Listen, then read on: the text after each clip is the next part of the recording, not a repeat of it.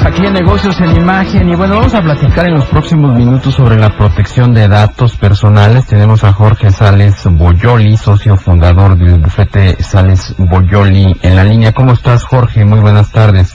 Bien, Darío, buenas tardes, gusto en saludarte. ¿Por qué hay que tener muy claro la importancia de los datos, o más que los datos, la protección de los datos personales? Es un tema que hemos estado viniendo escuchando desde mucho tiempo atrás, con mucha insistencia, pero parecería que el público no está dimensionando la importancia de esta actividad.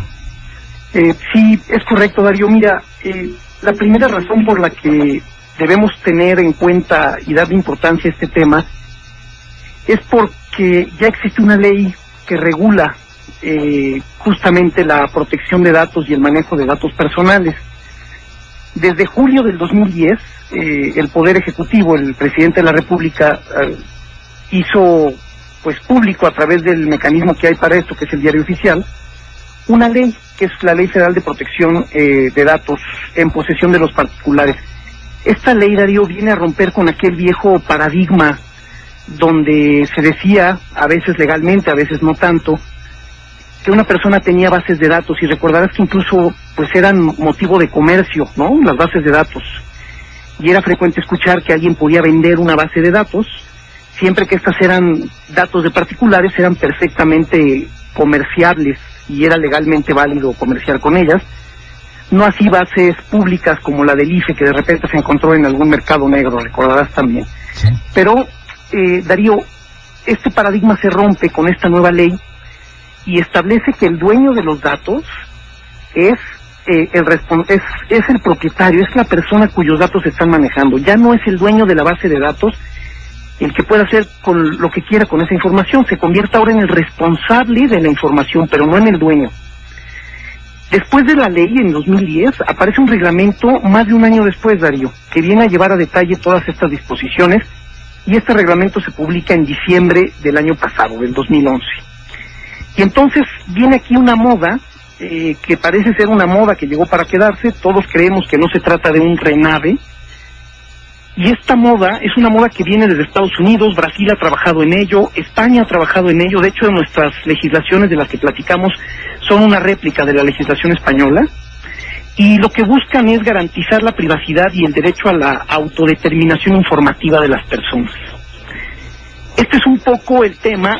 Ha habido un espacio legislativo grande entre la ley y el reglamento, y todavía no se toma mucha conciencia, quizá entre otras razones porque el IFAI, que es el organismo encargado de aplicar las sanciones que esta ley prevé, que dicho sea de paso son sanciones hasta de $700,000, todavía no muestra el músculo, si me permites el término, todavía no aplica sanciones en esta materia. Y esta materia pues tendrá implicaciones en todos los ámbitos de la empresa, en los negocios, en las relaciones laborales, en los trabajos, por ejemplo, de los cazatalentos o headhunters, que ahora tienen información que deben manejar con mucho cuidado. Y es por eso que nuestra firma ha abierto un foro para el próximo lunes, en donde se van a discutir estos temas desde el punto de vista de las relaciones laborales, de los recursos humanos y del capital humano. A ver, me quiero centrar en la relación laboral. ¿Qué tan importante es el tema de la protección de los datos personales para el empleado y para el empleador? Mira, es de capital importancia porque conforme a esta ley y a su reglamento hay una serie de derechos y obligaciones para cada uno de ellos, y si me permites te pondré brevemente algunos ejemplos que espero contesten esta pregunta.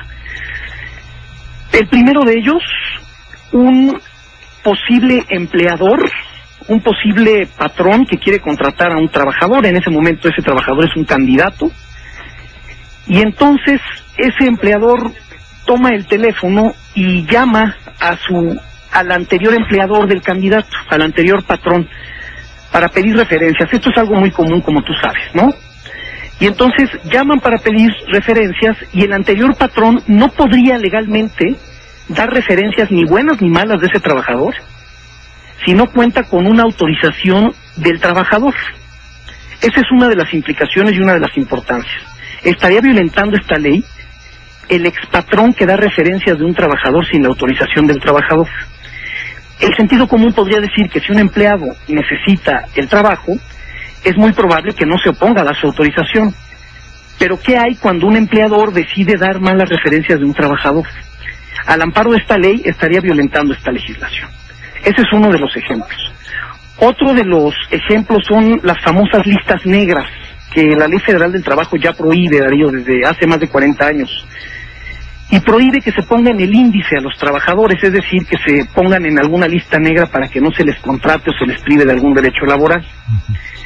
Hoy, con toda la tecnología que tenemos, basta, voy a utilizar un verbo que aún no está reconocido, pero estoy seguro que llegaremos a ello, basta que alguien googlee el nombre de un trabajador y puede aparecer en alguna lista negra, que a lo mejor esa lista negra es un boletín de un tribunal laboral, de una junta de conciliación y arbitraje, donde aparece el nombre del trabajador como un demandante de un juicio laboral por despido injustificado.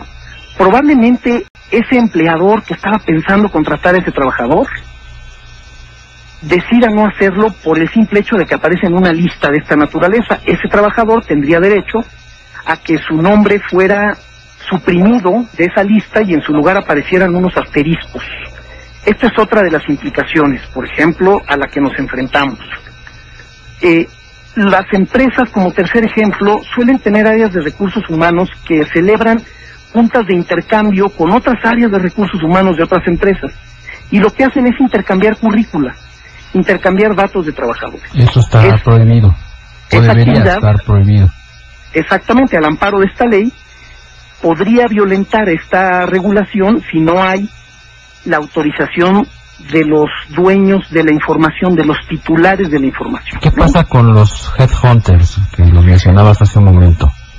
Pues ahí se abre todo un panorama y un cúmulo de obligaciones para ellos, en donde deberán contar con autorizaciones de todos sus clientes, que normalmente sus clientes suelen ser altos ejecutivos, o mandos medios, o directivos en busca de nuevos empleos.